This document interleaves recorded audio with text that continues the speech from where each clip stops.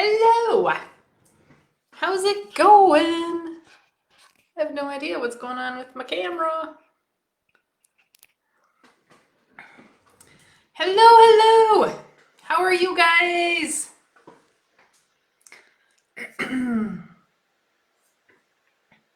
Okay, I don't know. We're just gonna go with it. Stop in, say hi. We're gonna wait just a few seconds for more people to jump on, and then we will get started.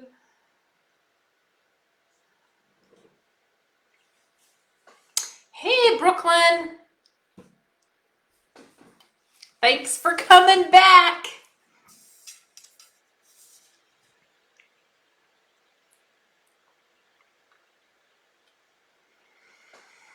Okay. How's it going out there? Talk to me. Talk to me. Talk to me. There is 20 of you already, and only Brooklyn can say hi? Come on. We can do better than that. I know. It takes a few seconds for everybody to get in.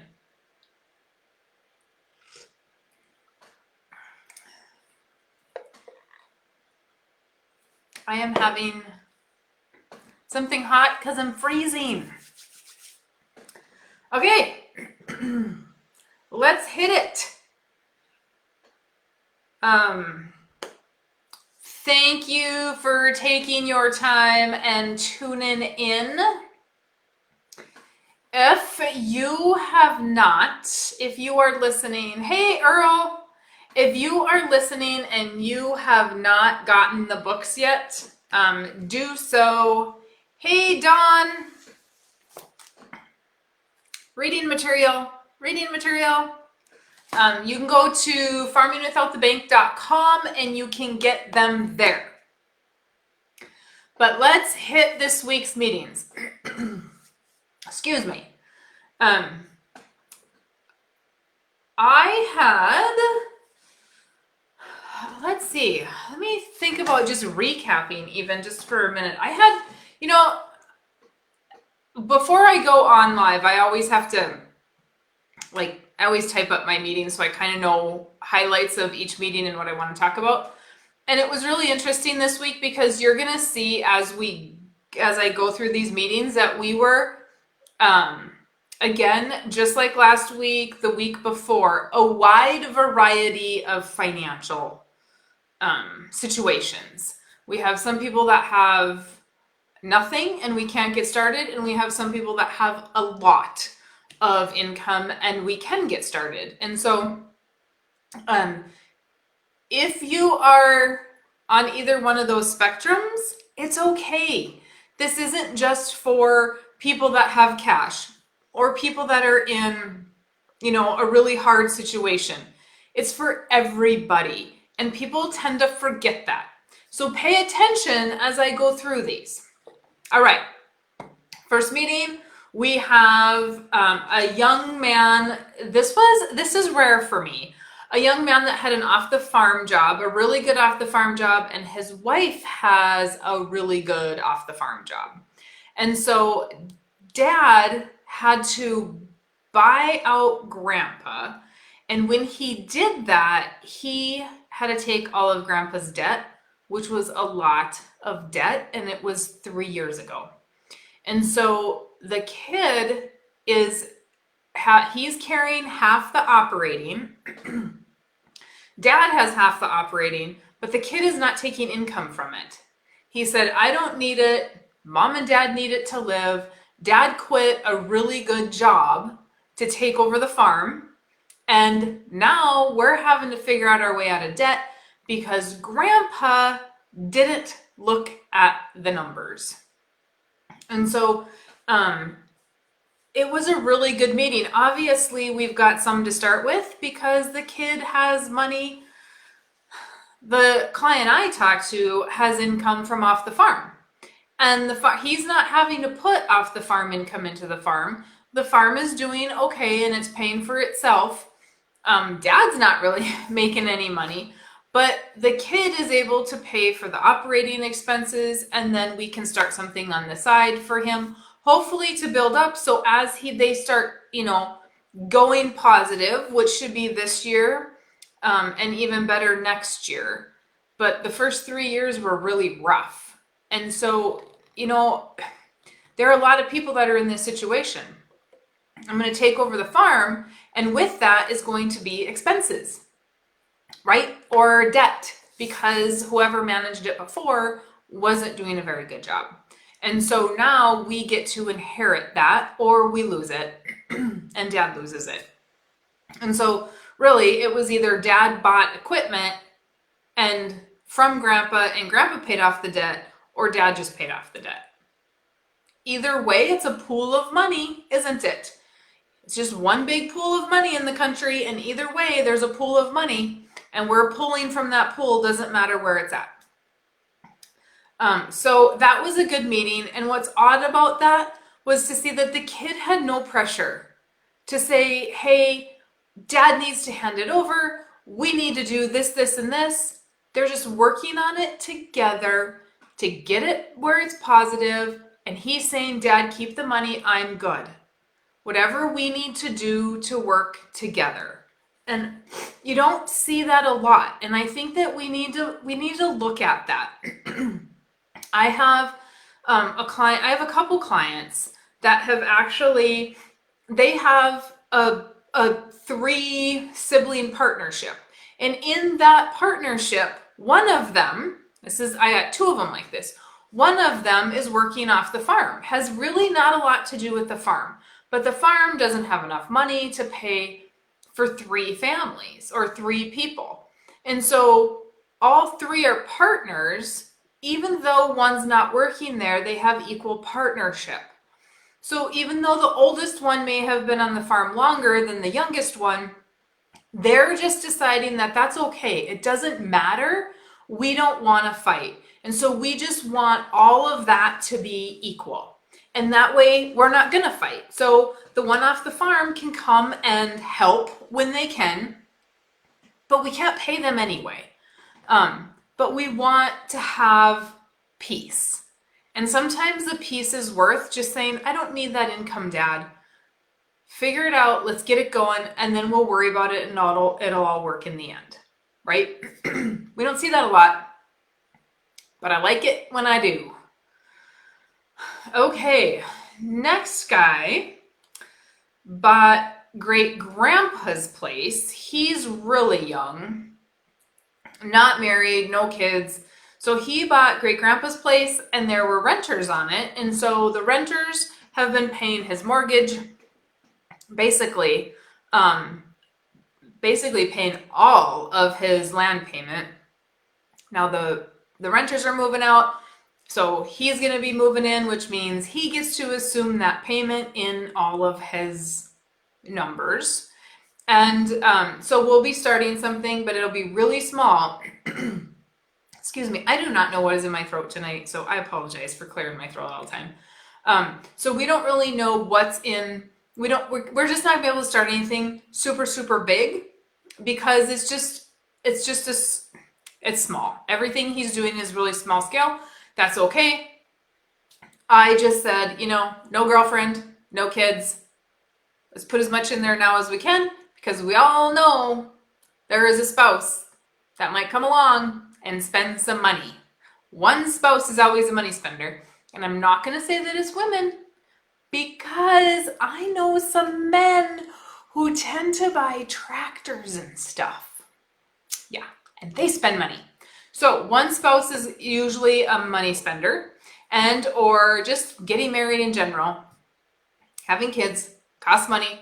So typically we just do not have an excess. So put it in now, like one of my clients said, I wish I'd have known this before I got married and had kids. So stick it in now, and then we can reduce how much we're going to do later. Let's see. Is this farming without the government too, or just the bank? Well, if you can farm without the bank, you can farm without the government, because I don't love the government either. We don't want government control. Hey, Holly. Okay. Next client was, this is fun. It was a fiance to one of my young clients that's getting married. And that's always a fun conversation. So I get to meet the fiance. I can't say girlfriend anymore. So I get to meet the fiance. Didn't even know he was engaged. So that was fun. But it was such a good conversation. She didn't grow up on a farm, but her family has a very successful, fairly rare in work business in a specific industry. And so I asked her, how much money do you have in savings? And she had a lot of money in savings, and she makes a pretty good income. She works for the family business, and she makes pretty good income. And she had a lot of money in investments. And I said, well, how did all that money get there? Like, she's only 23-ish. And I said, how did all that money get there? Because typically what happens is mom and dad or grandpa and grandma have been saving and putting all this money into investments for the kids and grandkids along the way. And so they get to where they're out of college and all of it, and then not all of a sudden, but now they've got some money and they want to do something with it. And she said, no, I said, how did all that money get there? Did your grandparents put it there? Did your parents put it there? And she said, no. She said, mom and dad paid for college, but I saved all my money when I went to college. And so all of that money is income I made because I've worked the whole entire time I went to college. And you guys, that's huge. And when you go back and listen to my podcast on Parkinson's law, Nelson talks a lot about beating Parkinson's law, because if you can do that, you will always win against your peers. She is 23 years old. She is winning not only against her peers, but against adults. Because all the income they have now, they live on mom and dad's operation, so on his folks' operation, and he gets living because he works there. So he doesn't have to have a house payment. So instead of her going out and just frivolously spending money, right? She knew exactly how much they spend on groceries. They have a budget, and it is going, all the money that they're not spending on necessities is going to savings. You guys, that's huge. And so after I talked to her for a while and figured out, like, this young lady is educated and she wants to be educated and she wants to pay attention. It's not just that, oh, mom and dad have a business and they're talking about business, right? I have a business and I talk about business, and my child is like, really, mom, again? Do we always have to talk about your work? Do we always have to talk about money? This young lady paid attention. You don't get to choose if your kids pay attention. Some kids just pay attention. And clearly that's what she's doing, because I said to her, I said, so you guys don't have to buy a house. I said, are you looking to invest that, buy real estate or something? And she goes, yep, we want to buy real estate. My dad's helping me because he's had some real estate.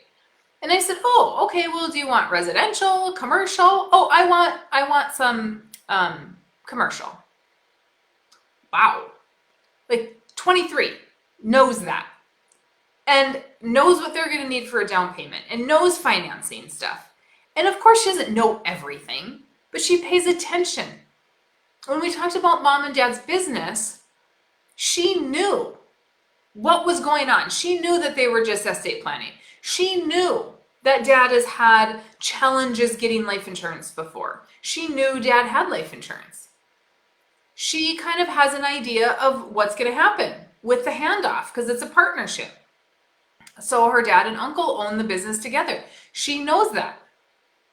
Like, that doesn't happen because she's sitting around a supper table and listening.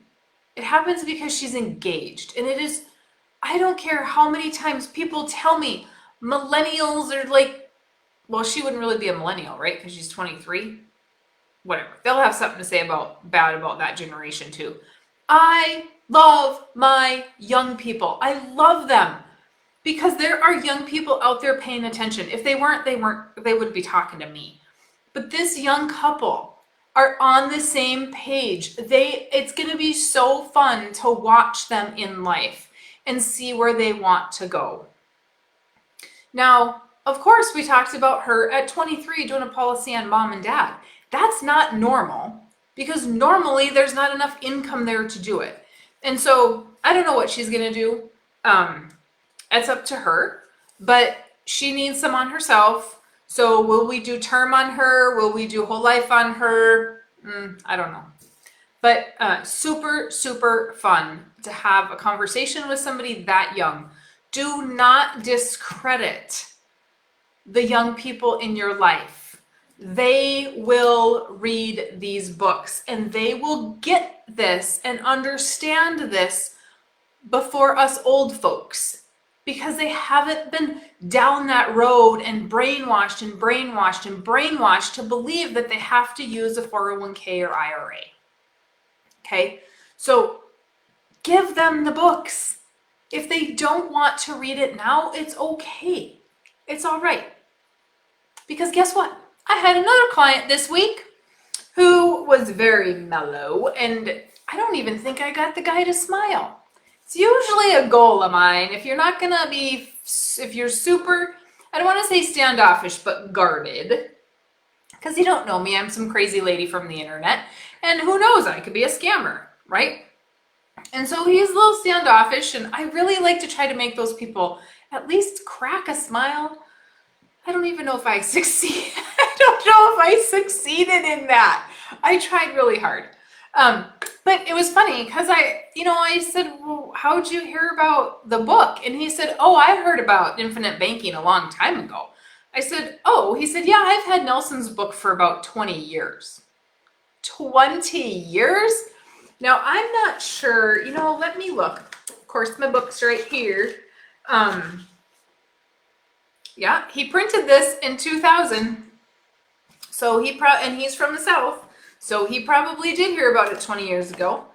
And I said, well, I've had a lot of people that are like 5 years, 3 years, 2 years, but he is the winner at 20 years. I said, why did it take you so long to get started?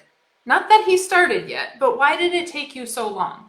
He said, because everybody I talked to didn't know what they were talking about. And that is really sad. But he has a good whole life policy on his daughter. It's the only whole life policy he has. And it's on his daughter. And it was a 10 pay, which means, I think it was a 10 pay. Yes, it was a 10 pay. And so what that means is he only has to pay for 10 years and then he's done. No more payments ever due. And he walked into the office, which is good whole life with a decent company, not great company. They don't have the paid up additions rider. They can't do what we do. They can't structure it. But still a good traditional whole life company. They could sell him just a good straight up whole life. And he said, he started asking questions about her policy. Can I put more money into paid up additions? And they said, well, you could cancel this policy and use the money to buy an indexed universal life. And he said, no, thank you. And he left. And he said, that is what I run into. Nobody understands or knows what they're talking about. So I was getting not drilled because he was super, super nice, not drilling me by any means. But I was on the stand. He understood it. He's been researching it, right? Probably on and off. But he knew if I could explain things and if it made sense and what was my policy and what was going on with the company and all the technical lingo that your agent should be able to answer. 20 years. He's looked for an agent. And he said, Nelson's website has certified agents on there. And he said some of those couldn't answer these questions. Because as much as I love Nelson's website and I love the Infinite Banking Institute, absolutely 100% believe in the certification process, not all of those agents have the experience. Not all of those agents are full-time agents, eat, breathe, and sleep infinite banking. That is all I do. And so he had actually taken the illustrations out of Nelson's book and put them in a spreadsheet and figured out the cost of dollar per death benefit and tried to do loans in and out. That's fantastic, but it wasn't right. But he was trying to do it himself. And so we got it all figured out. But he has an off the farm job, a really good off the farm job, and they've got 40 acres and they've got some cows, and where they're at is very dry right now. So he's got to sell all the cows. So we're going to take some of the money from the cows, start a policy with that, and then hopefully maybe a year or two we can use that money, and then he can slowly borrow the cash value to either buy back cows, or he wants to seed some kind of different grasses and do some regenerative egg stuff. And so that is exciting for him because he's going to have the money and, obviously a little more time since he's got to sell everything but 4 cows. But that is where we were able to be a little creative with him and find some of that money. But 20 years, you guys, that's crazy. All right.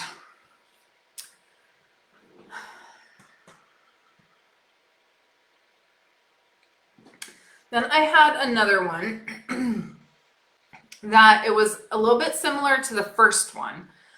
These are 2 brothers that are farming together. They have a partnership that is not an LLC or anything actually incorporated, which they're in the process of doing, and I highly recommend that. And so Dad was in a position where the bank was going to either take the land or the boys were going to have to do an emergency buyout. So we had an emergency buyout. With the emergency buyout comes the need for equipment because we didn't have the land before. So now we have other purchases that have to be made, or they decided needed to be made. And so we have an operation that started again in the red, and they're still in the red. And the thing about them is that they don't trust life insurance agents because they had a bad policy experience. Totally 100% understand that. Because 20 years the guy looked and couldn't find anything, right? So the brothers did not meet with me, but I met with the wife, who is also a bookkeeper. And when I asked about the payments, she said, well, we have a payment for a piece of equipment. I don't have the paperwork. It's in a pickup somewhere, but this is what the payments are when they come through.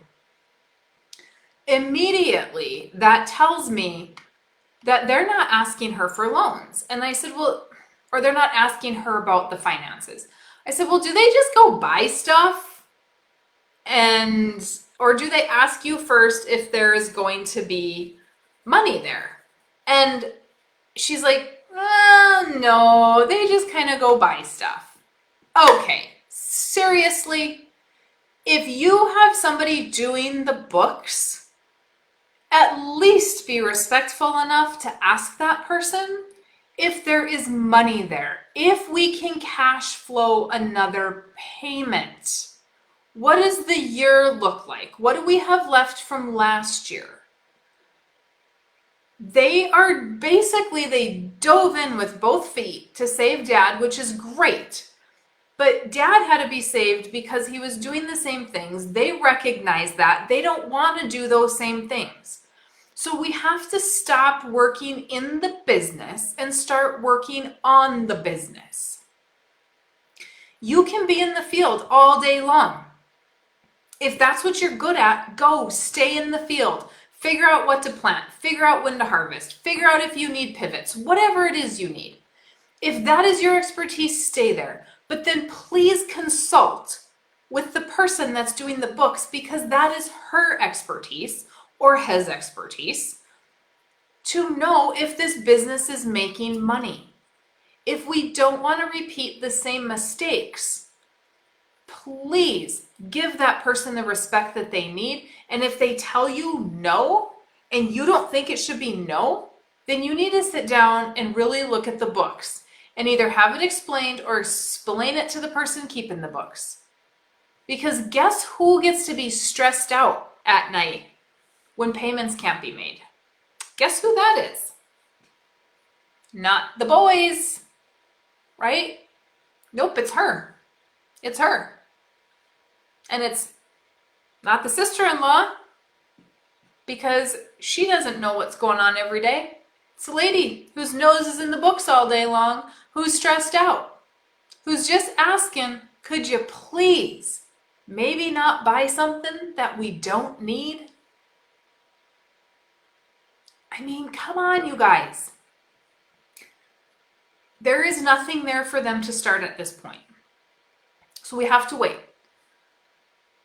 until we get a piece of equipment paid off, until they haven't read the book, so they weren't completely on board. But at least we got to talk about how everything is structured, what that looks like, and kind of where we would begin. But those brothers need to have some term insurance, if nothing else, on each other. Because right now there's nothing. And they're operating as sole proprietors, and it's just kind of messy. They're trying to keep it as good as they can, considering it was a, oh my gosh, we got to do this now situation, right? There wasn't a whole lot of time to plan to get into it. It had to be done by like December of whatever year. And I think they started in October, November. So, let me see if I have any other notes. No. Please pay attention to your bookkeeper. That is the takeaway from that one.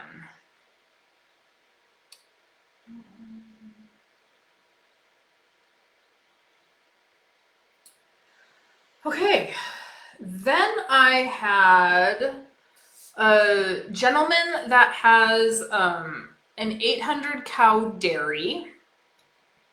And since I don't know a ton about dairies, I did find out today that's not super big.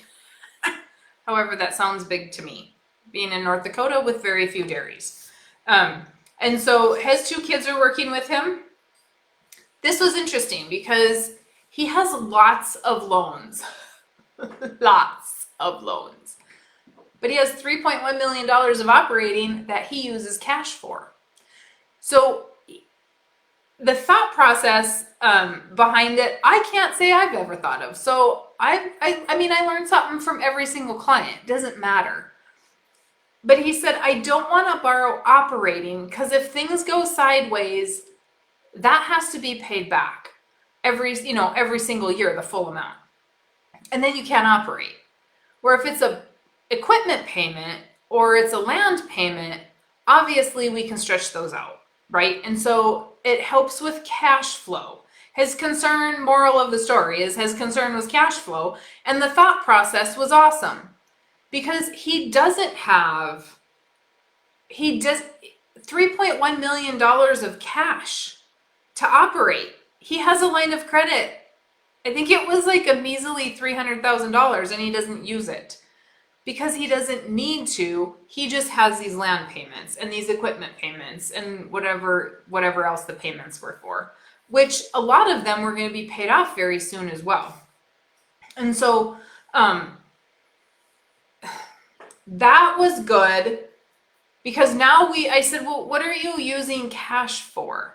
Like, obviously you're buying things with cash. And he said, well, all the cash goes back into the farm for fencing or just infrastructure type things.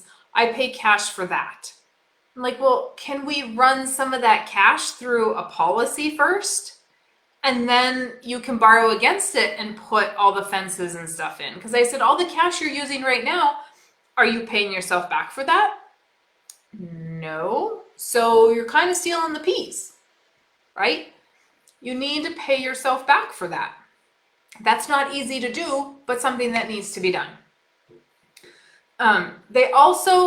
He's also very smart in the aspect of, if he does buy equipment, they try very hard to get some custom work, so that the custom work is paying for the equipment and they don't necessarily have to.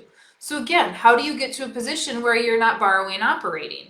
You're doing a lot of extra things on the side, like these guys are, a lot of extra things on the side, so that they're making the money to come in to have the cash to do those things if milk prices go sideways or whatever. He kind of had a lot going on, so we only had an hour and a half, went over a little bit. But the other thing that he had going was, a lot of his loans were 6%, and they were through Farm Credit. And I said, why are they so high? And, he hasn't been checking rates. He's busy milking, right? He's busy farming. And he said, well, because they're old loans. That's why. I said, well, could you go refinance them to a lower rate? I said, I just called Farm Credit 2 weeks ago, and rates were anywhere between let me look.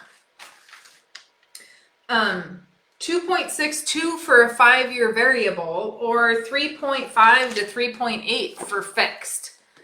And he's like, really? He said, why wouldn't they tell me that rates are lower? Why would they tell you? Think about it. Why does the bank's not going to tell you that rates are going to be lower? They want that interest money. That's how they make money. So they're not going to tell you that. They don't care. Come in on your own to figure that out, or watch for yourself. But we're not going to tell you that.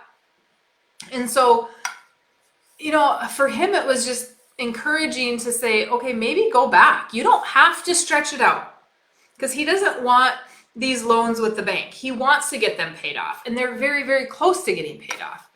And I said, well, that's okay. You don't have to stretch them another 30 years. You can refinance them to a lower rate over the same time period. You're still going to save money. I mean, we're talking 3% interest, or 3.5% in some cases. That's a big deal. So definitely something to always keep your eyes on. The other thing is he too was a little bit hesitant today, because he didn't want, he thought that I was going to come in and take $3 million, I think. And I'm not going to come in and take $3 million. If you want to start small, start small. I might see that there's a bigger opportunity for you to start, but if you don't want to start there, I'm not going to push you there. And so I said, wherever you want to start. And you could kind of see the relief on his face, like, oh, okay. And I'm not here to be like, oh, hey, you have $3 million of cash. Let's stick $3 million in. You can't do that. You can't do that. Because if you need $3 million to operate, and you put $3 million in the policy, and you borrow $3 million from the policy to operate, you owe the policy $3 million back, and you have a $3 million premium next year. Nope, doesn't work that way. It's a process. So don't be scared. When we have our meeting, I'm not going to push you into some gigantic premium. Because if you guys have listened at all, you know that I can't stand pushy people. You're probably lucky if you're never going to have to sell me anything. Because as soon as you start pushing me, I'm like, sayonara, not playing that game. Okay.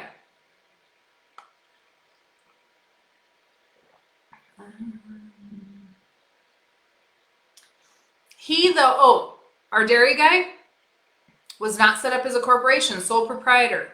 That is a whole lot of money going through that system without being set up as a corporation. And he was actually making money. So again, should have been at least an S Corp, so that we're taking some payroll and possibly reducing taxes unless he's got enough and he doesn't have to worry about it. But B, protecting yourself from litigation. Which brings me to another client I met with, and this was awesome! My first client that has orchards. You guys, I got to learn about orchards and grapes and cherries and, you know, not everything about them, but I haven't had a chance to talk to anybody about it. So it was very fun conversation. They had, I counted it, if I counted correctly, and the notes, I have a lot of notes because we have a lot of stuff going on. But between the farm, she has an off the farm business, and they have rental property, 10 LLCs and corporations. Now, some of you might be like, what in the world? I was so excited to see that. And yes, everything is flowing everywhere. And sometimes you need a chart to see what's going where, but they are protecting themselves, right? Rental properties were separate. Each rental property had an LLC, which if you talk to property managers or any kind of real estate investors, most of them have a different LLC for every single location. Why? Not because they want to do more paperwork, but because if you have just one LLC and somebody sues you, they can only take, if you only have one property in there, they can only take that one property.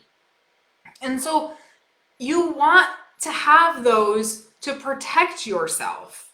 It's not always just for tax purposes. And a lot of people will start a corporation or an LLC or whatever so that they have, I see this a lot. I'm going to start an LLC so I get a tax break. You don't get a tax break by having an LLC. You need to have an S Corp or a corporation. Now, I'm not an accountant, so talk to your accountant about it. And this particular individual, I loved her accountant because he got this and he wasn't closed-minded to it, which is even better because we just don't see that in this industry a lot, that accountants understand it or want to understand it. But he has not liked life insurance because he experienced the universal life, the variable, the index, and he saw that they were bad. Smart dude, because he's looking out long term.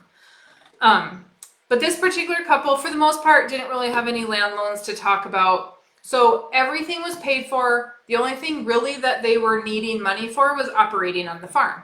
And why? So this is what I learned about orchards today, is that because they're a smaller operation, they don't have a packing plant. So they have to take their stuff to a packing plant, who then gouges the little guy because they can. And so they never know really what the packing plant is going to charge. So they've had a couple rough years. A couple rough years where they've just kind of broke even on the farm, or some of the off the farm income has had to go in and buy some of the stuff on the farm. But again, off the farm income going to the farm, that needs to be tracked. What does the farm owe us off the farm?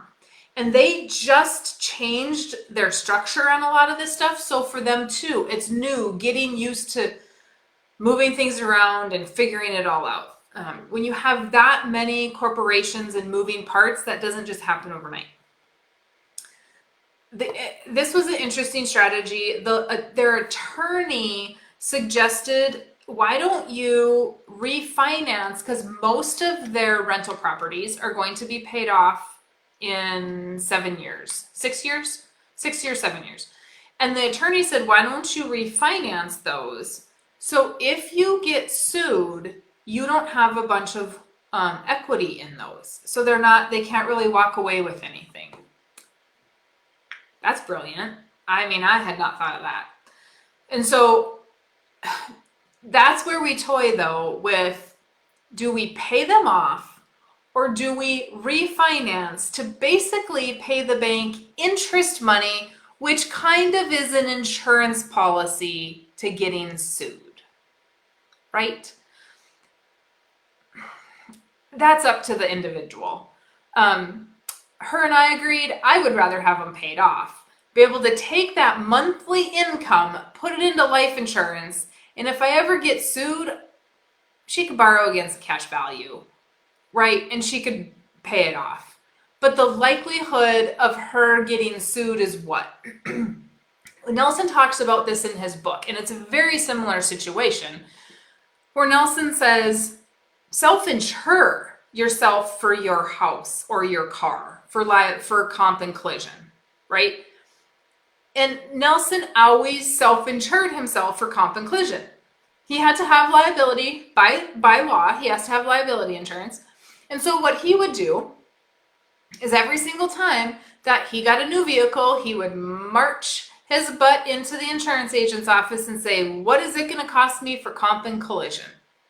And he would take that premium, and instead of giving it to the property and casualty agent, he would put it in a policy.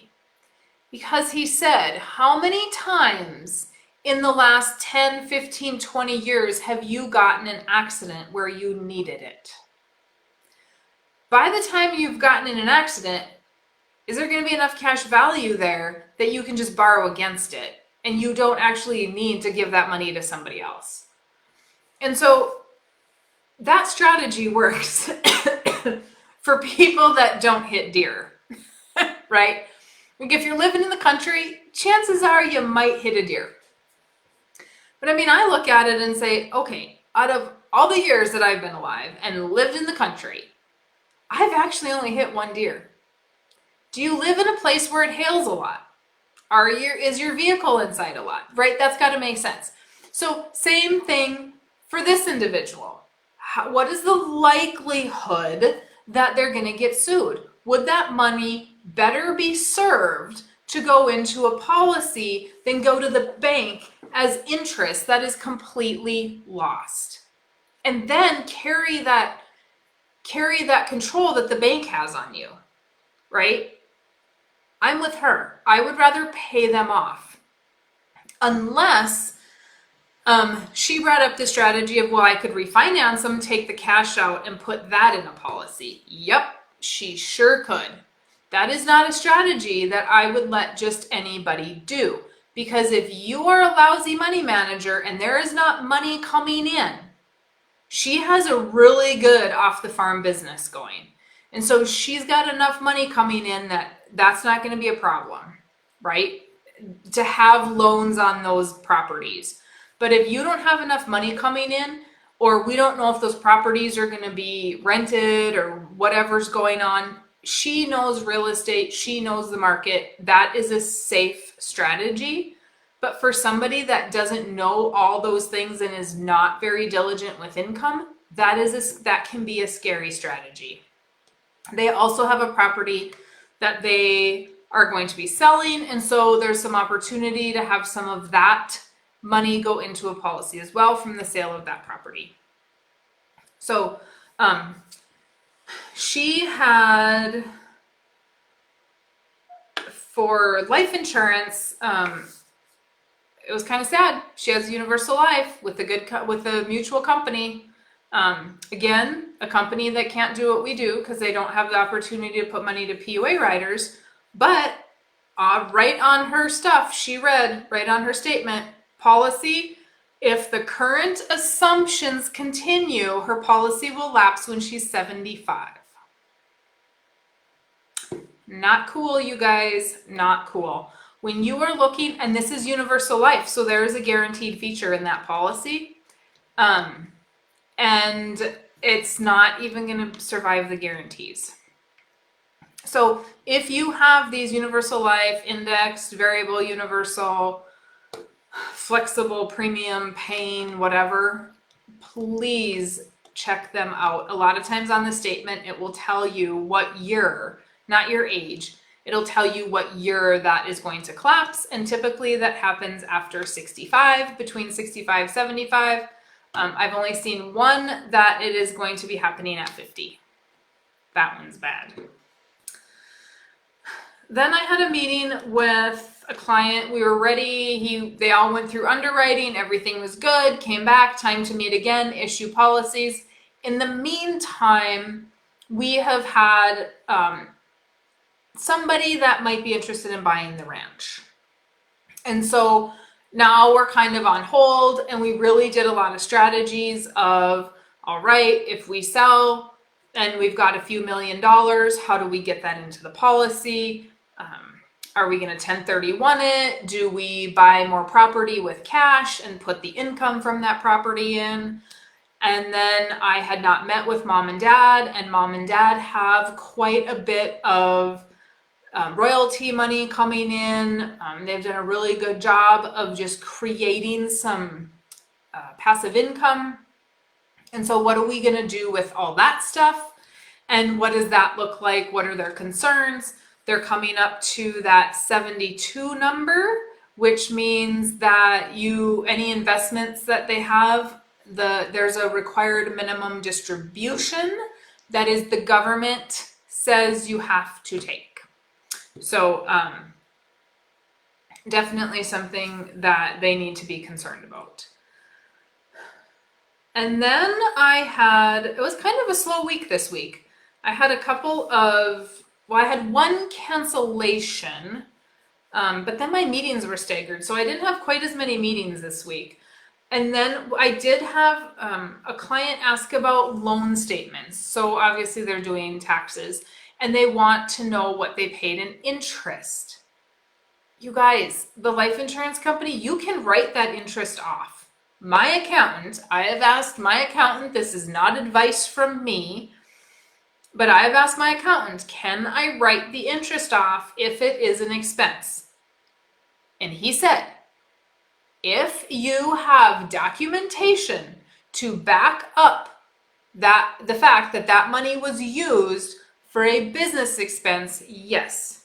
So just know that ask your accountant. Don't be taking advice from an accountant you don't know, but everybody's mixed on this. So if you're using the interest as a business expense, you can't, some companies are better than others, but most companies don't send you an interest statement. Oh, this is what I paid in interest this year. They don't send that because they're not in the business of banking. They're in the business of life insurance. It is a life insurance policy. They did not suddenly become bankers because we're teaching the infinite banking concept. So if you're going to have a loan, you need to track that loan yourself. There are free amortization calculators all over the internet. Put all your information in, and then at the end of the year, you are going to know exactly what you paid in interest. But it is 100% your responsibility to track that. It's not my responsibility. It is not the life insurance company's responsibility. If you guys recall, the title of the book is Becoming Your Own Banker. You have to take that responsibility. That is by far the biggest, hardest thing to do because we are so used to just calling somebody else up. But when we do that, we also give up control. And so make sure that you have control and that you're keeping track of those loans. The life insurance company does not track each loan separately either. Remember, it's a pool of money for them. When you take some and you put some back, it goes in the same spot. They're not like the bank that says this is a loan for a header, this is a loan for the combine, this is a loan for the feeder or the seeder or cattle or whatever, right? Nope, it's one big pool. You took $3,000. Did you put it back? Nope. Took another $5,000. Okay, they don't care. They absolutely don't care. They're not tracking it. So please, when you do a loan, make sure that you're tracking that information. Okay.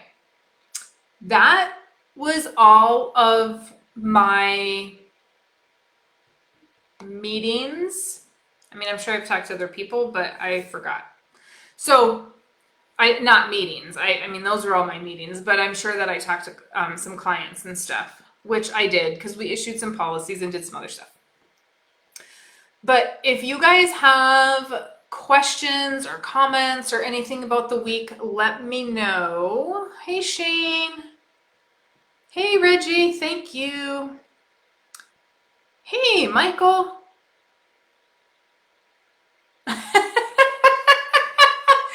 Yeah, I didn't have to talk to you this week, Michael. That's okay if you call. I don't mind. Hey, Heidi. And I shouldn't say it that way. I didn't have to talk to you. It's always fun to talk to you. Okay, so you guys, if you have young people, so the one of the ladies that I talked to this week has been telling everybody about the concept because she's so super excited about it. And so if you are doing that, please know that these young people are open-minded. Get them one of the books. Share your book, whatever. If you are a client and you're sharing books, email me, let me know that you are sharing books. But people have to be ready to hear the message. And when you say you don't know about this, or people shoot it down, don't wait 20 years to figure out what it is. Keep searching. There is so much more now. I mean, let's defend this guy for 5 seconds. You know, I started this almost 11 years ago, and there was nothing on the internet. I mean, think about where the internet really was 10 years ago, 11 years ago. Right. There was nothing like today. And so it was really hard for me to find anything. I don't even know if Nelson had a website. I found a couple videos from one guy. That's it. And so today we have all of that on our fingertips. And if there are questions, you will find them. Absolutely, you will find them. And bring those to the meeting, because I am happy to answer those questions and finally lay to rest the misconception that so many people have about whole life.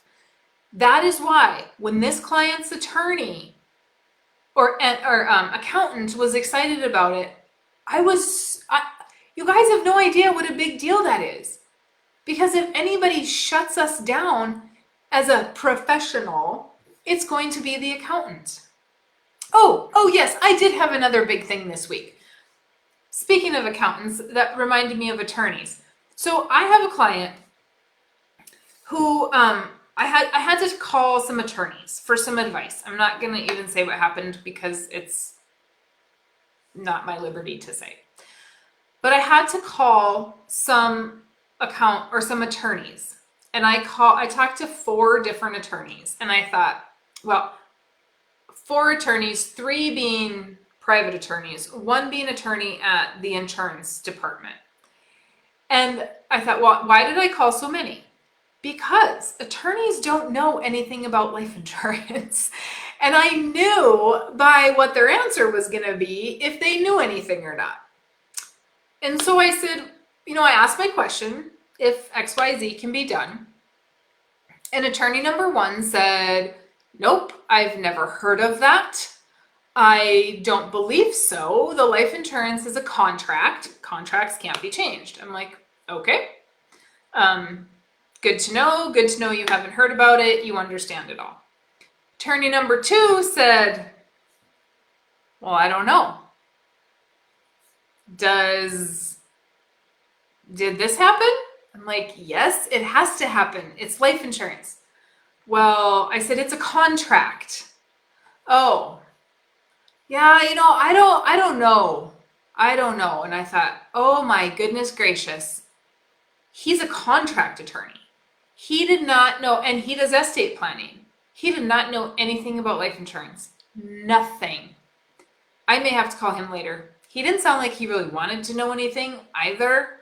Not the most friendly guy in the world. So, nixnay, no referrals from me. And then the third guy is like, no, this is a contract. Blah, blah, blah, blah. And he laid it all out. He knew about it. He understood life insurance. He has educated himself. He has paid attention. And so, I don't know the answer. I don't know the legal answer. I'm not an attorney. So I consult an attorney, right? The attorney obviously has consulted life insurance agents to understand life insurance. And granted, the one attorney, the attorney that knew what he was doing, I have worked with him. He's done some legal work for me, but we've never actually talked about like the ins and outs of life insurance. He doesn't have a policy. So it's not like he has gained all that information from me. And then the state returned my phone call, and the legal department at the state pretty much knew nothing. Nothing. And they're the ones in charge of our stuff. So that was disappointing. He referred me to an independent attorney, which I was already there. I was just hoping that the state, because they handle the contracts, they look at what the contracts are like, they are the ones that would get called if anybody has an issue. One would think that they would have a little more knowledge. I just got a voicemail from him, did not call him back because I wasn't super impressed with the voicemail. But if your accountant, that was a very long way of saying, if your accountant is telling you that life insurance is bad because they had one bad experience, they're not educating themselves. They're not looking at it for you. They're not digging into it for you. This particular accountant has dug into it. I have other accountants that have dug into it and they've remained open-minded and they've read and they've listened and they've paid attention. And that is awesome. If your accountant's not doing that and they're just saying, you know what? No, whole life is bad. It's tied to the market. Your accountant doesn't know anything about it. And so go to the professional who understands it. Okay. Other than that, I did have a guy that got a book from another agent, and he said, so what do you recommend I ask my agent when I meet with him? Again, a company that cannot do what we do, but these agents that buy these books and try to make commission and they don't understand the concept, this particular company doesn't even like their agents to give loans against their policies. So, I mean, I don't know what to tell you. I have no advice. If there's questions in the book to ask your agent, if your money means something to you, find a certified agent to work with that understands the concept, that works with a company that is a good company and they can do infinite banking. If you are getting the book from another agent and you are and you're working with them and it doesn't look right and they can't set it up the way that we set it up, that's on you. I can't help you after that point. It's already done. As long as it's whole life, there's going to absolutely be no reason to cancel it. You're just going to have to wait longer, not have access to the money. But I get that these people are your friends. I understand that people might give you a book. I get that. But at the end of the day, he said, this is what he said. He goes, I feel bad because he gave me the book and he's a friend of mine. Does he feel bad that he's selling you a policy and he doesn't know how to structure it from a company that doesn't like to do loans? He doesn't know the infinite banking concept. He can't help you with the strategies. Does he feel bad about that? If he doesn't feel bad about that, why do you feel bad that you're not doing business with somebody that doesn't take your finances as seriously as you do and go get certified and teach it and do it correctly? I don't get it. Either way, something for you to think about. I can't help everybody, so I get that. But you can't do business with people because you feel bad. I don't want you doing business with me because you feel bad. I want you doing business with me because you want the education, you want to learn, you want to know what you're doing. And because I will talk to you. Right, Michael? if you're still on. Okay. Ken, should I get policies for my 9-year-old as a savings account? He could put it in more than one. He could put in. Heidi, it depends how much the premium is. But could you get it for him as a savings account? Yes, absolutely. But it depends how much the premium is and how much he's got. If he's got a couple years worth of premium, then absolutely. It's a great tool for kids because then it's going to get to show them how to use that and not have to go to the bank, right? He can be buying his steers out of there. Okay, you guys, if you need anything, if you have comments, whatever, you can message me here on Facebook, or you can go to you can email me at maryjo@withoutthebank.com. You can go to farmingwithoutthebank.com and you can get all of these books. We are replaying this on YouTube, so if you are on YouTube and you have anything, same thing. maryjo@withoutthebank, maryjo@withoutthebank.com. Sometimes I talk a little too fast, I've been told. Okay, you guys, have a great night, and we will see you next week. Thank you.